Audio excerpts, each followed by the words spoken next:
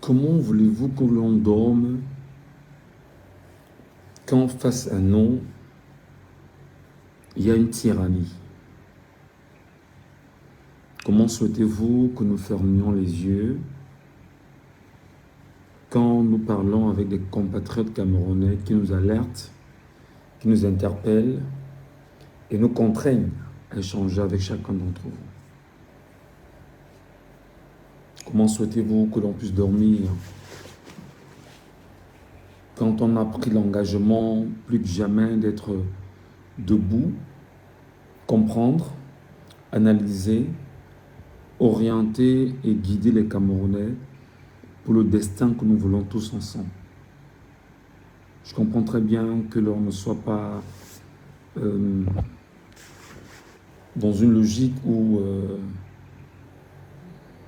peut-être on ne partage pas les mêmes ambitions, mais j'ai choisi délibérément d'en faire pour cette année électorale une année au cours de laquelle je vais travailler pour le bien de mon peuple, dans l'espoir de lui restituer ce qui m'est naturellement convenable et bien faire les choses. Comment voulez-vous qu'on dorme quand on a des informations quand même qui nous inquiètent? Autant elles peuvent nous inquiéter qu'autant nous avons l'obligation de vous interpeller rapidement et de vous demander de vous préparer. Peut-être quand je fais mes lives de temps en temps, les gens ne comprennent pas ce que je leur dis.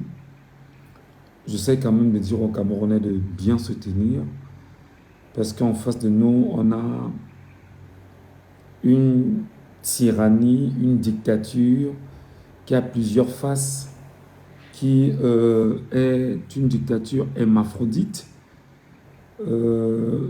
qui, malgré que l'on puisse la trancher, elle parvient toujours à se refaire et à se positionner. Et il faut trouver une solution évidente. Je viens parler d'un projet qui serait en pleine étude en ce moment au Cameroun. Un projet de coup d'État militaire au Cameroun. Tenez-vous très bien, c'est très important ce que je vous dis. Je ne pense pas que lorsqu'on parle des sujets autant sérieux, on doit y mettre la blague, parce que moi je ne blague pas.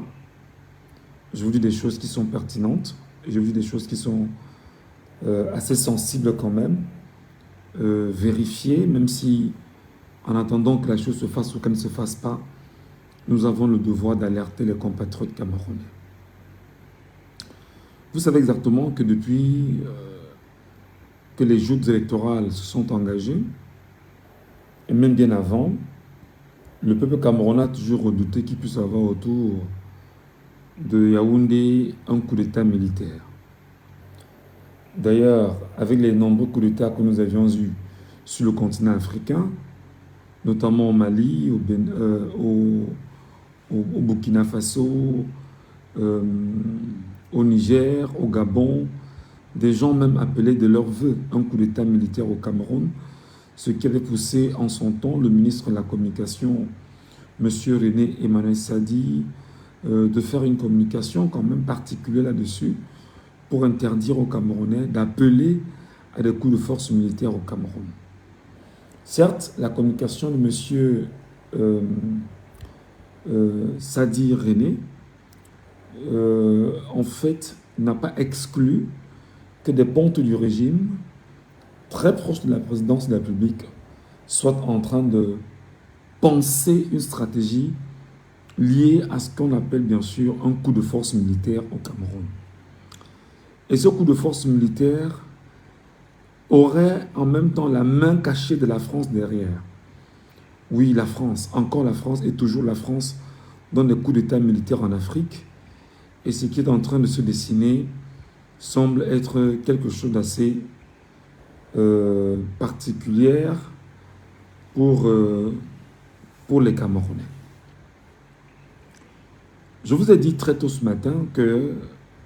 les caciques du Rassemblement démocratique du peuple camerounais face à l'invalidité physique de Paul Biya.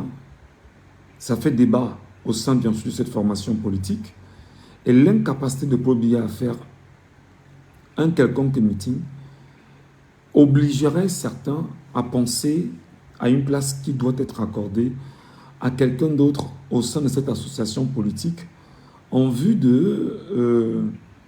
d'être bien sûr le candidat sur le terrain qui pourra parler au nom de leur formation politique et présenter un projet, entre guillemets, pour tenter de séduire l'opinion camerounaise et surtout de tricher et de voler les élections comme ils le font habituellement avec ce candidat. Vous savez, même si les débats ne sont pas faits sur la place publique, chacun sait exactement comment est-ce qu'il tisse sa toile, ses réseaux, et ce sont toujours ces mêmes réseaux qui nous interpellent sur ces questions.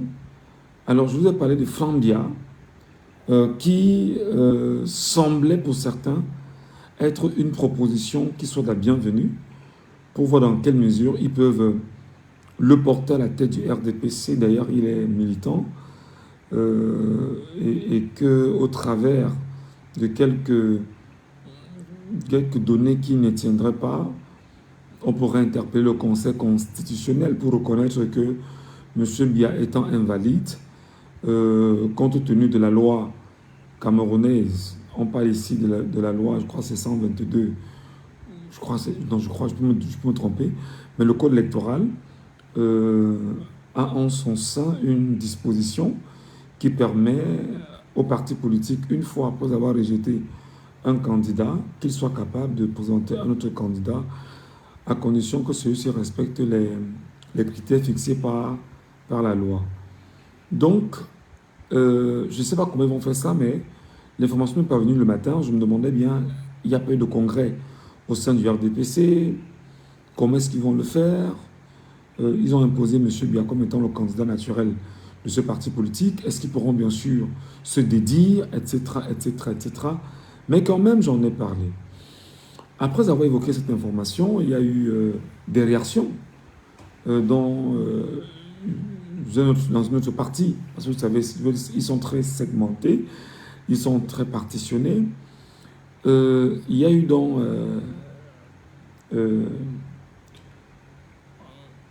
la première dame qui, dans ses conversations avec ceux qui sont proches d'elle, veut se rassurer si ce qui a été dit était vrai.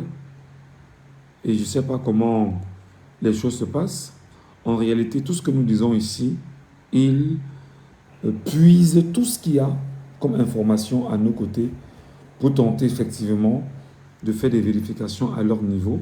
Mais seulement les niveaux d'information ne sont pas identiques, ne sont pas forcément les mêmes, même si ils contactent les services de renseignement. Je ne pense pas que les sources d'information que nous avons soient les mêmes qu'ils détiennent. Il y a donc des réactions. On se demande véritablement qu'est-ce qui se passe, qui est-ce qui est derrière cette situation, et ça crée un peu du grabuge entre eux, et ils se parlent vraiment en sourdine. Il est important de mentionner que la première dame détient en ce moment, on va dire, la quasi-totalité des pouvoirs entre les mains, tout simplement parce qu'elle profite de sa présence auprès du chef de l'État, qui est sénile aujourd'hui, ce n'est pas une insulte, mais pour son âge. Et du coup, ayant goûté bien évidemment ce que ça représente d'être président de la République, ou alors de sentir la nécessité de diriger des gens et de profiter de tous les privilèges qui peuvent l'entourer, alors il y a eu certainement un goût qui a été pris, et rapidement, on se dit, on peut continuer à mettre Paul Biya en avant et être comme un paravent et être derrière pour le téléguider. Entre-temps, vous le savez très bien, au sein de la présidence de la République du Cameroun, il y a des clans qui sont formés. Il y a des clans qui sont des clans tribalistes, je préfère bien sûr le dire ainsi. Il y a des clans tribalistes, le clan Nanga par exemple, qui est un clan bien connu au cœur de la présidence de la République et qui est un clan qui, depuis pas mal d'années, fait savoir directement ou indirectement que c'est son tour. Voilà. Et dans ce clan Nanga, il y a effectivement tous les noms que vous connaissez, elle-même, Chantal Biya, Ferdinand Ngongo, Oswald Baboke et un certain nombre de personnes qui gravitent autour d'eux au niveau de la présidence et dans les arcanes du pouvoir et dans, je vais dire, les zones décisionnelles en fait du pouvoir au Cameroun. Et face bien évidemment à cette confiscation qui est partitionnée entre les Nanga et les Boulous, permettez que je puisse citer, hein, parce que ceci n'est rien lié à ce qu'on pourrait qualifier de tribalisme, il y a une sorte de guerre de leadership qui est en train de se mener par espace interposé. Les Nanga savent qu'en face d'eux, les Boulous sont déterminés à confisquer le pouvoir et à garder le pouvoir pour eux parce qu'ils ne voudraient pas le perdre au vu des risques qu'ils encourent face à la piètre gestion que le Cameroun connaît depuis 43 ans, qui malheureusement n'est pas le fait d'un homme, entre guillemets, mais qui est le fait d'un système et le fait des hommes qui l'ont entouré pendant 43 ans, M. Paul Biya, qui malheureusement, ou heureusement, c'est un fils boulot, c'est un fils du Sud, et du coup, ses frères et sœurs sont très inquiets s'il en venait à perdre ce pouvoir et quel destin leur serait consacré. Entre-temps, le clan Nanga est en train de prendre toutes ces mesures, est en train de tailler, de peaufiner ses armes pour pouvoir prendre le pouvoir. Alors, vous savez, dans les jeux de pouvoir en ce moment, il y a quelque chose qui se passe. Les noms peuvent être évoqués. On évoque des noms parfois pour amener l'opinion à regarder sur une direction pendant que la vraie chose est en train de se préparer sur la direction inverse. Et vous vous êtes rendu compte que ces derniers jours, nous étions très durs avec Chantal Biya, effectivement, parce que nous rappelions que dans les objectifs liés à cette dame, dont le mari lui a fait part de ce qu'il voulait se reposer, il y a que elle s'entêterait et veut absolument lui donner l'occasion de poursuivre sa mission, mais sachant que lui ne peut pas, ils vont faire son travail à sa place. Ça, c'est une option. Mais on regarde la situation, on regarde l'implosion qui arrive, avec la réalité politique, je vais dire en ce moment, même si la politique étant un jeu, il y a que dans les jeux politiques, il y a beaucoup de traîtrises. Et dans ces traîtrises-là, il y a des manques de confiance qui s'élaborent, qui se positionnent, qui se greffent aux uns et aux autres. Alors, il y a donc une entité que nous connaissons très bien et qui est une entité, entre guillemets, ma foi, décisionnaire au Cameroun. C'est l'entité occidentale, c'est l'entité européenne, pour ne pas dire l'entité française. Vous savez, Ferdinand Ngongo, à travers ses nombreux déplacements, entre guillemets, hein, pour ceux qui l'ont vu, une fois sur le terrain sur le chaudron de la crise anglophone, il était allé effectivement, et les positions qu'il prenait étaient des positions d'un homme d'État et un homme qui ambitionnait d'être le remplaçant du chef de l'État et qui prenait des attitudes vraiment d'homme d'État. Vous n'oubliez pas les déplacements de Ferdinand Ngongo dans le Septentrion il y a quelque temps. Vous ne perdez pas de point de vue son déplacement dans le centre. Je pense que c'était à Monatélé, si je pense bien. J'espère bien que c'était dans le centre quand même. Vous n'oubliez pas ses nombreuses sorties dans la ville de Douala. Lorsqu'il entre dans la ville de Douala, on bloque carrément les routes de partout. On bloque les routes, on bloque tout parce que Ferdinand Ngongo est dans la ville. Vous n'oubliez pas ces mouvements qui sont tels qu'une fois qu'ils sont là, on doit faire les choses comme ils veulent. Le nom de Franck Biya circule parce que Paul Biya avait souhaité que son successeur constitutionnel soit Franck Biya. J'entends quoi par constitutionnel? Que tout soit fait, que tout soit mis en place pour que Franck Biya puisse remplacer Paul Biya D'ailleurs, souvenez-vous que lorsque Macron est arrivé au Cameroun, Paul Biya a présenté Franck Biya comme étant son successeur, ce qui semble être acquiescé par Paris et surtout par l'Élysée. Moi, je suis souvent très gêné quand je parle de cette façon parce que je ne sais pas comment des gens peuvent venir décider de nous quand nous sommes là. Pour moi, c'est toujours un problème. Pour moi, ça sonne toujours très mal dans ma tête. Entre-temps, il y a un projet de coup d'État qui est en train de s'élaborer. Si et seulement si les partisans politiques actuels, les 12 qui sont montés autour de Paul Biya, qui ne valent rien parce qu'ils n'ont aucun maillage territorial en matière de représentativité sur le territoire camerounais, je dis aucun, même Cabral Libi n'en a pas, si ce n'est dans 2 départements bien sûr du Cameroun, nous parlons de tout le Cameroun.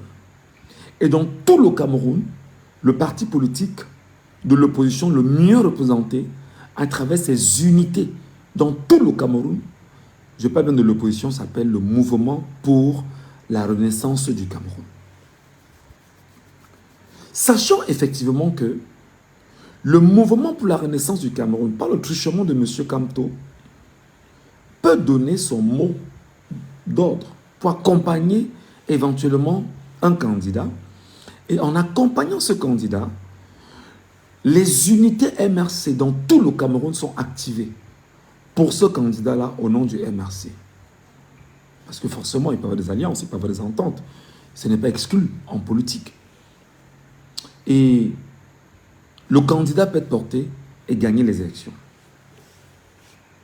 Face bien sûr à la grogne qui est perceptible aujourd'hui et qui pousse Chantal Biya à toujours écrire sur les réseaux sociaux depuis un petit moment avec les Corsinel, machin, consort. On est un peu dans le scénario du Zimbabwe avec Grace Mugabe. Où Grace Mugabe énervait les caciques zimbabwéens. Où en ce moment Chantal Biya énerve les Camerounais. Et énerve les caciques qui sont autour d'elle à Etoudi. Et même d'ailleurs en Mbomaka. Entre-temps, la France pense que il faut tout faire pour que le Kamboulou et le Kananga s'associent pour décider d'un leader. Le Kamboulou et le Kananga doivent s'associer pour décider de quelqu'un qui sera le président de la République au Cameroun. Et dans cette configuration française, orientée, encadrée, dictée par le général d'armée français au Cameroun, ambassadeur de France, je vous ai dit que lorsque les ennemis se mettent ensemble, ils sont plus dangereux. Ils s'entendent très bien lorsqu'ils veulent nuire. Lorsque le mal, un mal retrouve un mal, un diablotin retrouve un diablotin, et qu'ils doivent s'associer pour faire du mal, ils sont extrêmement unis.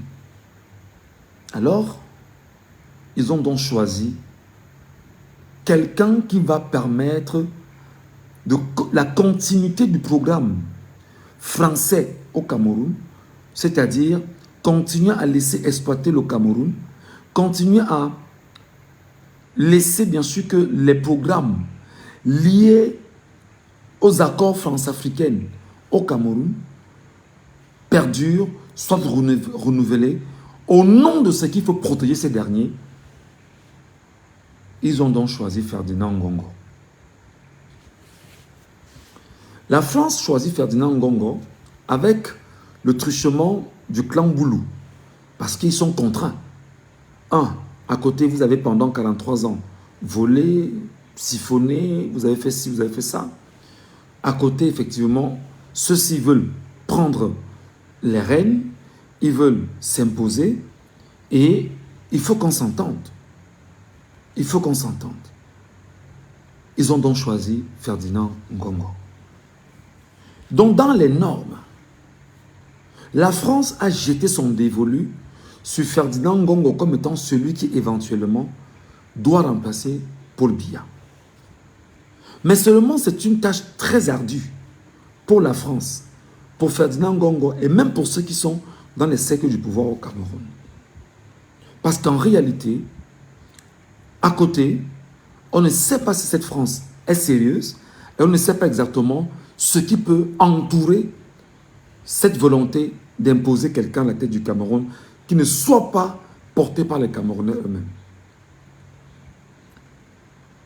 Cette information doit être bien structurée par chacun d'entre vous afin que vous puissiez comprendre.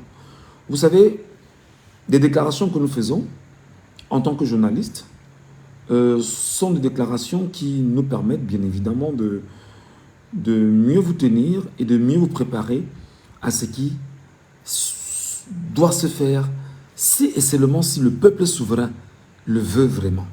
Parce qu'à un moment donné, vous m'excuserez de dire ce que je pense, ce peuple souverain camerounais parfois m'inquiète beaucoup.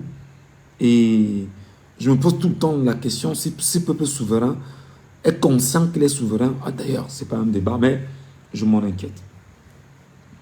Comment donc le coup d'État doit s'organiser? Le coup d'État doit s'organiser comment? Ils sont en train de voir dans quelle mesure il faut que ce soit exactement la garde présidentielle qui déclenche ce coup d'État exactement au niveau du palais de l'unité. La garde présidentielle. Pour faire ce qu'on appelle un coup d'État de palais. Il y a donc un colonel qui gère en ce moment la garde présidentielle. Je pense qu'il y a un colonel qui est entré récemment dans la garde présidentielle. Je crois qu'il a été... On l'a mis là pour qu'il puisse organiser un coup d'État de palais à la garde présidentielle. Le fait maintenant, c'est d'organiser un coup d'État de palais. Et lorsqu'ils auront organisé un coup d'État de palais tenu par la garde présidentielle, ceci va permettre effectivement d'imposer aux Camerounais une transition militaire au Cameroun. Seulement que le dit colonel en lui-même, je pense qu'il y a un haut gradé qu'on a nommé récemment dans la garde présidentielle là, le dit haut gradé de la garde présidentielle va entrer et pourrait effectivement s'acoquiner des relations avec les hommes pour pouvoir mener à bien ce projet. Seulement, préparer ce qu'on appelle une transition pour plus tard remettre la transition exactement à Ferdinand Ngongo. Remettre la présidence à Ferdinand Ngongo. Et c'est ça qui est en train de se préparer. Ça permet justement à Ferdinand Ngongo, qui n'est pas aimé dans le RDPC, de se préparer occasionnellement, entre autres, avec une certaine formation politique qui pourrait bien sûr l'adober et qui va lui permettre, dans une certaine mesure, parce que ça fait partie également des plans, de pouvoir mieux se positionner après la transition et après l'organisation de nouvelles élections au Cameroun. Seulement, cette stratégie est dangereuse parce que Ferdinand Ngongo, sachant que on ne le porte pas dans le RDPC, il n'a aucun poids dans le RDPC, et que la France elle-même, malgré les ententes qu'ils ont eues avec le clan Boulou, qui gère le RDPC, c'est extrêmement difficile pour Ferdinand Ngongo d'y entrer et de prendre position. Parce qu'au-delà des accords avec la France, il y en a qui sont toujours réticents et qui n'acceptent pas Ngongo comme étant éventuellement celui qui pourra succéder à Paul Biya. Alors, pour que Ngongo soit à la tête du RDPC, il va falloir procéder obligatoirement à un congrès au sein du RDPC.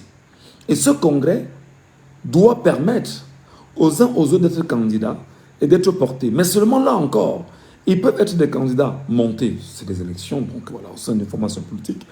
Ils sont montés juste pour la façade et on le porte comme étant le candidat de ce parti politique parce qu'ils se seront entendus sur la démarche qu'ils auront ensemble. Mais pour le moment, ce n'est pas encore ça. Donc, le coup d'État n'est pas...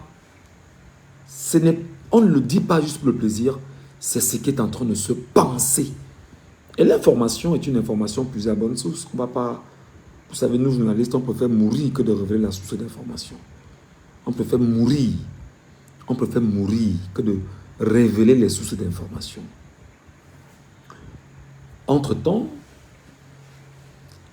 vous voyez donc qu'il y a des têtes qui sont en train de ressortir de part et d'autre et qui nous interpellent justement sur le destin que nous allons prendre du Cameroun. Moi, quand j'ai eu l'information tout à l'heure, je me suis dit, mais est-ce que décidément, on n'est pas en train d'aller vers un bain de sang? Ce qu'il faut naturellement éviter. Est-ce qu'on n'est pas en train de courir vers une guerre civile? Ce qu'il faut d'ailleurs éviter. Est-ce qu'on n'est pas en train de cheminer vers quelque chose qui risquerait bien sûr d'être dommageable pour nous-mêmes? Dans cette configuration, les amis, je vous l'ai dit tout à l'heure dans mon dernier live, vous devez faire très attention parce que même aujourd'hui, ça peut se passer. Oui. Même aujourd'hui, ça peut se passer. Même demain, ça peut se passer. Même après-demain, ça peut se passer. Et on peut tout faire pour vous empêcher d'aller aux élections au Cameroun. On peut tout faire pour que vous n'allez pas aux élections au Cameroun.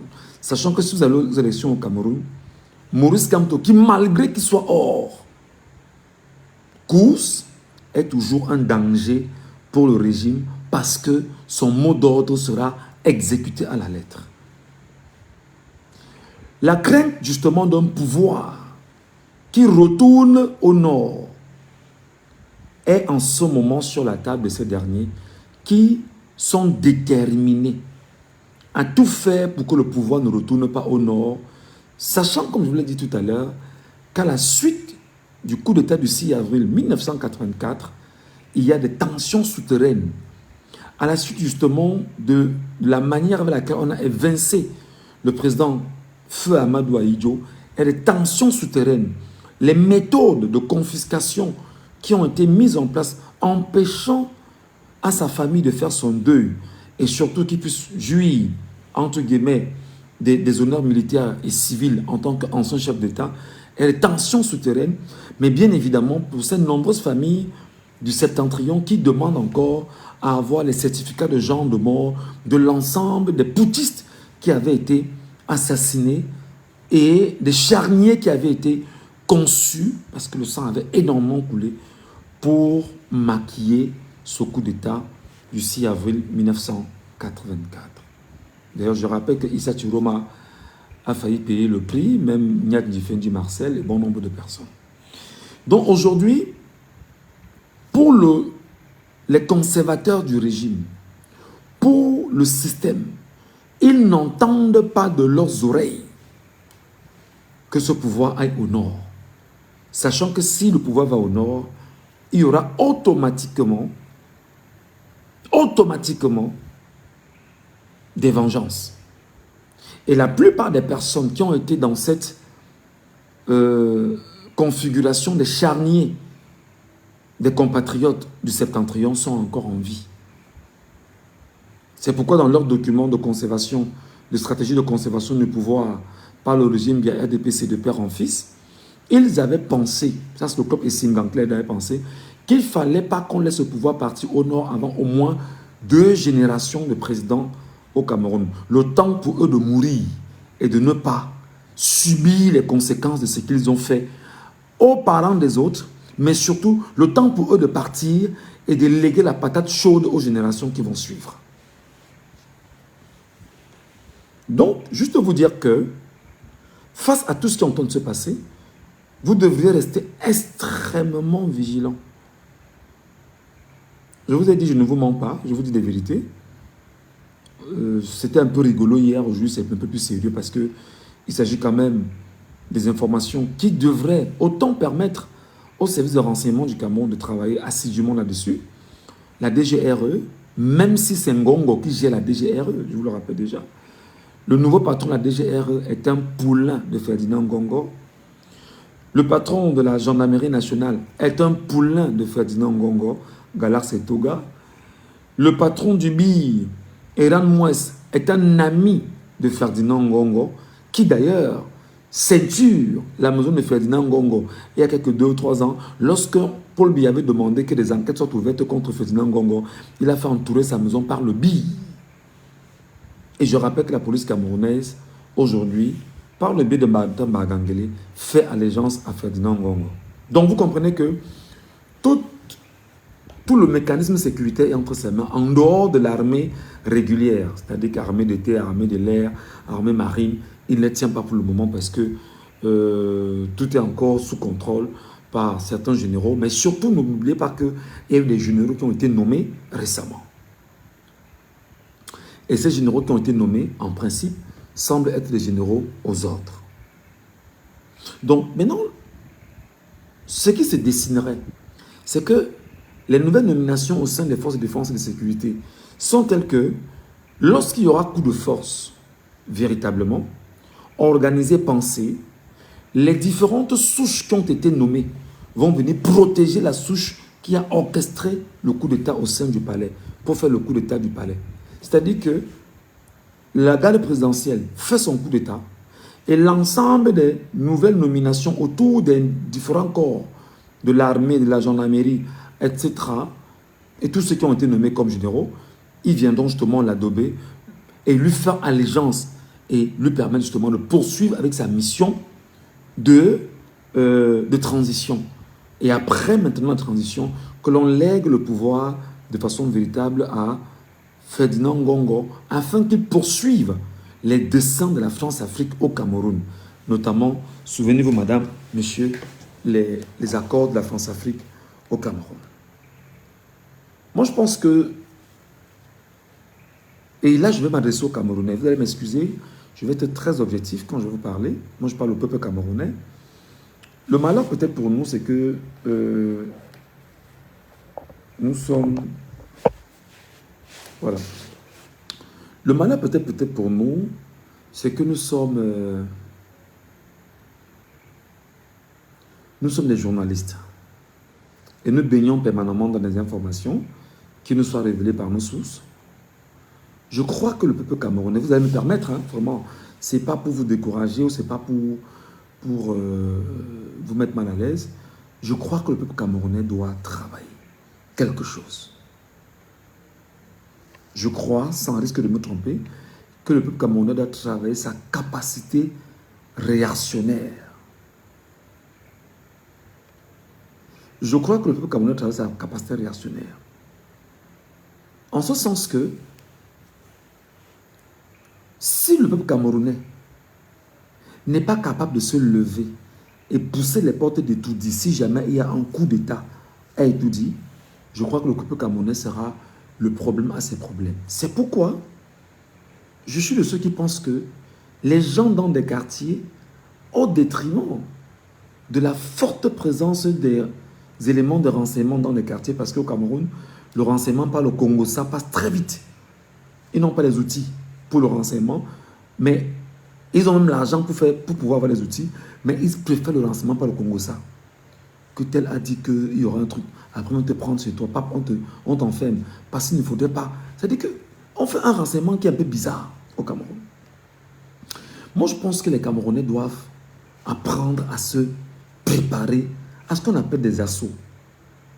Parce que autant des gens ont jubilé ces 48 heures du rejet du professeur Maurice Kamto du Conseil constitutionnel, autant ces personnes oubliaient qu'elles sont eux-mêmes victimes d'un système qui doit encore les piétiner. Je suppose que peut-être ils sont très heureux de se faire piétiner au point où ils n'estiment pas qu'il faudrait que d'autres ne le soient pas. Pour eux, probablement, il faudrait que tout le monde soit piétiné pour pouvoir satisfaire leurs ambitions et leurs désirs de mal-être et de mal-vivre. Donc, je suis en train de dire que les Camerounais doivent apprendre à être des gens qui réagissent spontanément. Nous, on a vu au Sénégal, avec Sonko, comment les Sénégalais ont porté Sonko et ont réagi pour Sonko.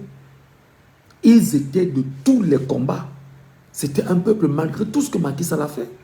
Les Sénégalais ont tenu tête, bien évidemment, à l'armée, ont tenu tête à la police, ont tenu tête aux généraux sénégalais, au point où Sonko a choisi Diomaye Faye. Diomaye Faye a été porté et Sonko a gardé la position de Premier ministre.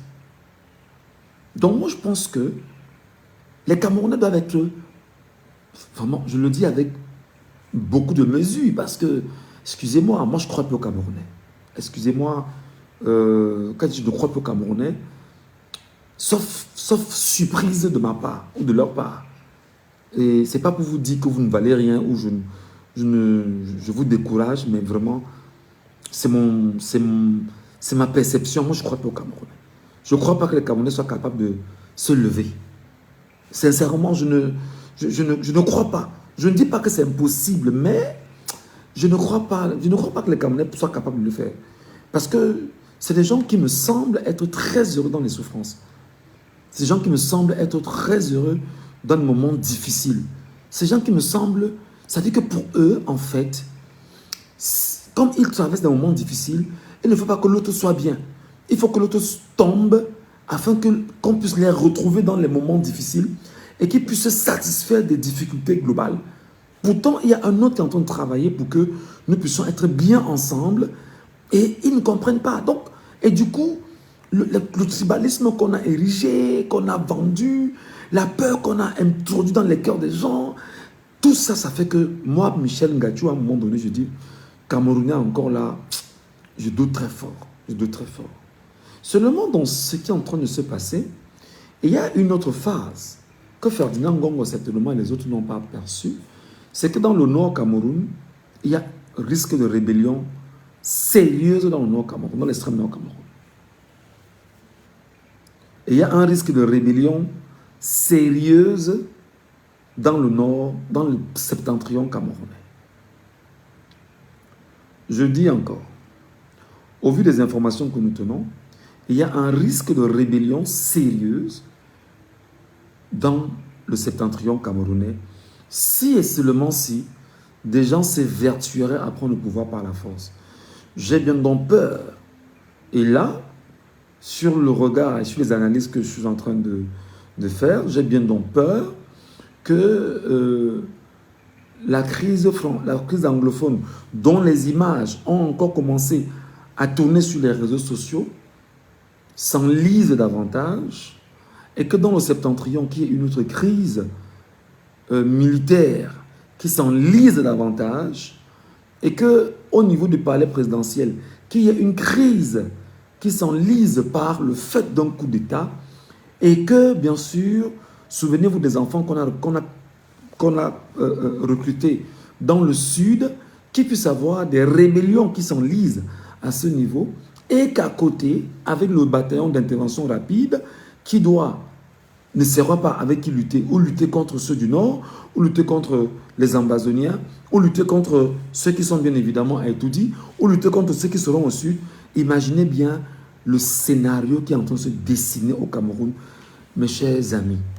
Je pense que l'analyse que je fais pour vous ce soir, à la suite de ces informations, devrait nous permettre plus que jamais d'être sereins dans la démarche que nous voulons pour le Cameroun. Parce que pour moi, l'implosion est là. Pour moi, l'implosion est là. Et l'implosion ne peut être déjouée que par le plan de Dieu, lui-même, le Dieu Tout-Puissant.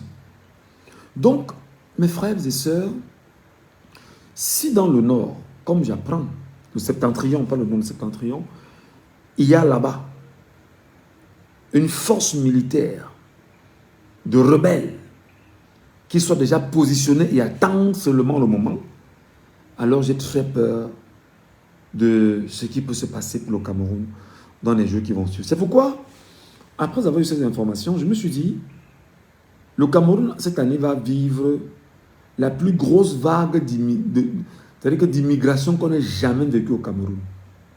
Le Cameroun risque, s'il n'y a pas des méthodes de gestion qui sont telles que les caciques du pouvoir taisent leurs égaux, vous allez vous rendre compte que le peuple camerounais sera la plus grosse victime. Mais seulement, il sera la plus grosse victime parce qu'il est lui-même son problème, au problème auquel il est confronté. Et je vais m'expliquer. C'est le peuple camerounais, c'est la jeunesse camerounaise qui est abrutie par l'alcool. C'est le peuple camerounais, c'est la jeunesse camerounaise qui boit, un Camerounais boit un casier de bière. Quelle est la force qu'il peut avoir? C'est la jeunesse camerounaise aujourd'hui qui est dans les drogues. le banga, la taille. Il y a même une chanson à l'occasion. Sur qui pouvez-vous jeter votre dévolu? C'est la même jeunesse camerounaise aujourd'hui qui passe le temps à parler de football. Pourtant, elle n'a pas d'avenir. Tout ce qui l'intéresse, c'est le football. Je pense qu'elle a beaucoup compris quand même ces derniers temps. Quand j'ai commencé à lui rappeler que le football n'a jamais développé un pays dans le monde, beaucoup de gens se sont déconnectés quand même, ils ont compris. C'est la même jeunesse camerounaise qui est dans les jeux de hasard. Et c'est la même jeunesse camerounaise qui a refusé volontairement d'aller s'inscrire sur les listes électorales. J'ai dit la jeunesse. Certains l'ont fait, mais pas tous. Pourtant, on est un nombre critique important en tant que jeune Camerounaise. En tant que jeune Camerounais. Et c'est la même jeunesse camerounaise qui aujourd'hui est en train de brandir au vu et au su des Camerounais du Cameroun et des Camerounais, je veux dire, et même la communauté internationale, le tribalisme. La même jeunesse camerounaise. Donc vous vous rendez compte que les éléments de migration qu'on risque d'avoir, parce que moi je pense que la Centrafrique, le Tchad, le Gabon, le Congo, la Guinée équatoriale, le Nigeria devraient se préparer à avoir des Camerounais qui vont entrer là-bas sous peu de temps, si et seulement si cette affaire de coup d'État risque de, c'est-à-dire que se met en place. Donc moi je pense, et en toute humilité, qu'il va falloir qu'il y ait une dose quand même de courage du peuple camerounais. Mais on va compter sur quel jeune? C'est le jeune qui passe le temps à parler de Samuel Eto'o en longueur de journée. Eto'o a déjà son argent, Eto'o a déjà sa vie. Tu n'as pas ta vie, tu passes le temps à parler de Samuel Eto'o. Et quand on te parle, tu nous insultes. Tu dis qu'on n'aime pas Samuel Eto'o. Et tu dis qu'on est des tribalistes. Je ne comprends pas. C'est cette même jeunesse camerounaise qui n'a pas de travail, est au chômage et fait tout au quotidien pour être dans les jeux de hasard, le Njambo, le Paris Foot, le Bet Momo, le machin. C'est la même jeunesse camerounaise. Vous voulez donc qu'on fasse comment? C'est elle qui veut voyager. C'est elle qui veut fuir le Cameroun. C'est elle qui veut le travail, il n'y en a pas. Mais c'est elle qui est inconsciente du pouvoir qu'elle détient en tant que jeunesse d'un pays. Allez regarder les Sénégalais, comment les Sénégalais se sont comportés. Ils ont délivré leur pays. Allez voir. Allez regarder encore les images sur les réseaux sociaux, comment je les regarde depuis un moment, pour voir comment les jeunes Sénégalais ont délivré leur pays. De Macky Sall. Macky Sall a tout mis en place. Macky Sall a tout mis en place. Mais Macky Sall a perdu parce que le peuple sénégalais était avec Sonko et Diomaye. Au moment où je vous parle, là-bas au Sénégal, je pense qu'il y a un projet là-bas où Sonko est encore sous une condamnation. Où on dit même d'ailleurs qu'il en veut même un peu à Diomaye parce qu'il estime que Diomaye pouvait l'aider à lever la condamnation sur lui. Mais apparemment, Diomaye a pris goût du pouvoir. Voilà. Maintenant, le dernier point que je voudrais évoquer avec vous, les amis, c'est que dans ce coup d'État militaire, qui pourrait être porté par la garde présidentielle et qui peut être en fait celui porté par ces derniers, ce que je dis que c'est des informations que nous avons et puis lorsqu'on les a, on vous les renvoie et puis on fait des analyses. Voilà. Qu'est-ce qui vous dit que celui qui sera transitionnaire militaire ne prendra pas le goût du pouvoir et être candidat lui-même et être exactement le candidat que le régime a préparé pour pouvoir continuer avec le même système?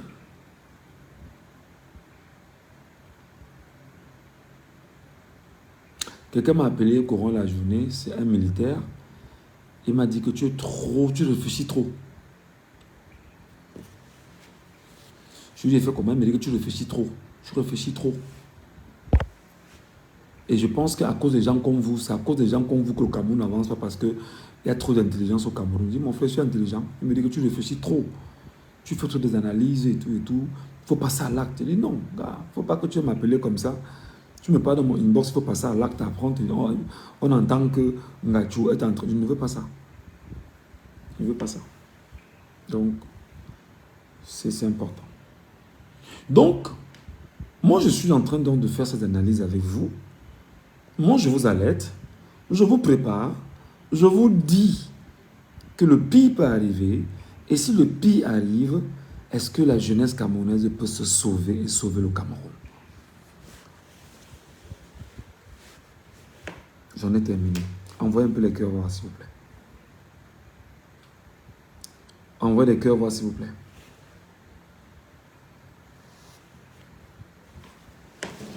Ok, ça me rassure au moins que les gens sont là parce que je ne vois aucun. Il n'y a pas de cœur qui monte. Je vois 528 personnes avec moi en ce moment. Les gens ne mettent pas les cœurs. C'est quoi le problème? Ou bien c'est ce que je raconte qui vous fait peur? Vous avez peur? Si vous avez donc peur, c'est pourquoi je vous dis qu'il faut être un peu plus fort. C'est pourquoi je vous dis qu'il faut être un peu plus fort. La démocratie, en fait, doit être imposée par le peuple qui est fort. Il faut être un peuple fort. Il faut être un peuple prêt à faire des sacrifices pour soi-même. Il faut être un peuple qui est prêt à mourir pour sa génération. Et pour les générations à venir. Il faut être un peuple déterminé, travailler, grouper et quitter le tribalisme. Moi, je dis donc que tous ceux qui étaient contents depuis avant-hier, oh, Maurice Kamto ne sera pas candidat, oh, allez pleurer chez vous, oh, vraiment, les Bamileke rentrez chez vous, etc. Moi, je dis donc que, avec ce que j'ai eu comme information, comment vous vous sentez alors maintenant?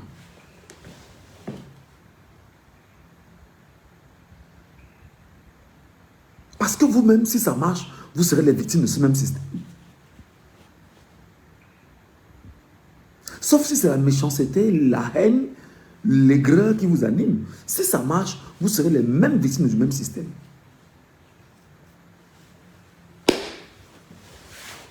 Donc, cette jeunesse moribonde qui passe son temps à jubiler sur les réseaux sociaux, on a retiré la joie dans les cœurs des Camerounais. Les Bamileke pensaient que c'est eux. Les Bamileke pensaient que les Bamileke pensaient que les Bamileke pensaient que... Je vous jure, les amis, le tribalisme est un cancer. Et si vous laissez l'armée prendre le pouvoir au Cameroun, déjà que nous on a un pied dedans, un pied dehors, non, vous laissez au Cameroun. Non, pour faire nous rester dehors, on met dehors une fois. On ne parle même plus. On dit, bon d'accord, comme c'est un régime militaire qui est là, allez, vivez dans le régime militaire. Nous, on va continuer à vivre dehors, tranquille. Vous continuerez vos vies. Et basta. Simplement. Simplement. Je sais que sur mes lives, il y a beaucoup d'indiques qui sont là. Il y a beaucoup d'indiques. La DGRE m'écoute. C'est bien la DGRE. Il faut être au taquet. Il n'y a pas qu'à DGRE. Il y a pas mal de services de sécurité qui m'écoutent. C'est bien. Mais je vais donc lâcher l'information. Donc, c'est à vous, bien sûr, soit de protéger les Camerounais, soit de jouer le jeu du régime, soit de vous laisser guider parce que vous avez faim, vous voulez le travail. C'est à vous de décider. Et ça m'interpelle quand même sur une chose. Et là, je demande donc que les policiers qui tapent les gens dans les carrefours tous les jours au nom du tribalisme là, s'il y a le coup d'État, vous allez faire comment? Les policiers là, les policiers, les gendarmes qui tabassent les gens, qui sont dans les violences et tout. S'il y a un coup d'État de palais et porté par la garde présidentielle, vous ferez comment? Parce qu'en fait, on vous a dit qu'on vous met dans la police pour venir défendre les acquis du clan Boulou, pour la plupart. Excusez-moi de vous dire la vérité. Hein. Je sais que ça va un peu blesser des gens, mais je prends le cas de Milé Médio, Pierre Milo Médio, qui était bien sûr DGSN, qui avait fait recruter pratiquement des villages pour venir défendre le régime et défendre le système contre X et Y. Vous savez, je n'invente pas. Beaucoup sont encore là. Pierre Milo Médio, qui d'ailleurs dit-on que Jean-Irène, en tout cas, voilà. Donc, tel que je parle, tel que je vous renvoie le message, tel que j'analyse, c'est assez sensible quand même. Moi, je pense que les Camerounais doivent être prêts. Parce que vous m'accablez d'insultes ici tout le temps. Les faux profils, vous dites des choses sur moi, vous m'insultez. Maintenant qu'une information est aussi sensible comme celle-ci, je ne lis pas vos insultes. Pourquoi? Insultez-moi encore, pardon. Il faut m'insulter, il faut m'insulter. Je ne lis pas de commentaires, les commentaires ne montrent pas où c'est que ça bug. Moi, je ne comprends pas. Il faut toujours m'insulter, il faut me traiter de fou, il faut toujours me dire que j'ai fui le Cameroun, il faut toujours me dire que je ne suis plus proche de mes enfants, il faut toujours me dire que je viens faire ça au Cameroun, il faut toujours me dire que je vienne au Cameroun avec vous, là-bas, faire ce qui est bien pour vous, il faut toujours me le dire. Moi, je vous aime, moi j'aime mon pays, j'aime mon Cameroun, et je pense, et je le dis encore, qu'il n'y a que le peuple camerounais qui peut décider. Il n'y a que le peuple seul. Mais je me demande quel peuple? Quel peuple? Quel peuple? Quelle jeunesse? Je ne sais pas comment on peut récupérer la jeunesse camerounaise. Je ne sais pas. L'occasion du Conseil constitutionnel était une occasion en or. S'il y avait 1 million de Camerounais dehors, c'est qu'au moment où nous parlons, le cours de l'histoire aurait déjà changé. Désolé. Bon, allez les amis, je fais ma part. Maintenant, aux autres de faire leur part. Et à vous, Camerounais, de faire votre part. Voilà. Si vous voulez, on meurt dedans. Si vous voulez, on brûle ensemble dedans. Si vous voulez, on sauve le pays ensemble. Et si vous voulez, on va léguer à nos enfants un pays bien pensé, bien structuré, bien organisé. Et quand je suis ces informations, je me dis, des gens comme Atangandji vont faire comment? Parce que lui là, c'est le gars que moi j'attends. Hein. C'est Atangandji que j'attends. Non. Non, c'est Atangandji que je demande. C'est Atangandji que je ne sais pas où il va vivre. Je ne sais pas où il va partir. Je ne sais pas comment il va marcher. Je ne sais pas où il va dormir. Je ne sais pas combien de temps il va se cacher. Je ne sais pas.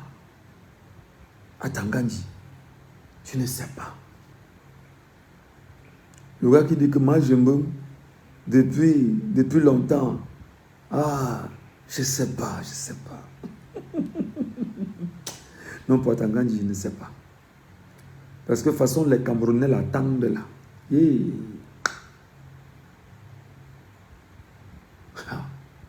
Est-ce que les gars là savent qu'on est en haut aujourd'hui, demain on est en bas? Est-ce que les gars là savent ça? Voilà. Allez, clap de fin pour cette journée les amis. Que Dieu vous bénisse, que Dieu bénisse au Cameroun. Restons concentrés. Sauf si il m'empêche de dormir. Si je peux dormir, parce que là il faut que je dorme. Vraiment, il faut que je dorme. Allez, bonne nuit à chacun d'entre vous et bonjour à ceux qui se réveillent dans les pays du monde et qui nous regardent à travers le monde. Voilà. Si vous pouvez nous aider à avoir seulement les datas, Internet, ce sera toujours une bonne chose. Juste Internet et rien d'autre. Juste Internet, juste Internet. Donc, pour ceux qui ont la gentillesse de me donner l'Internet, je serai preneur. Juste Internet et rien d'autre. Juste Internet. Voilà. Allez, bonne soirée à tous et à demain.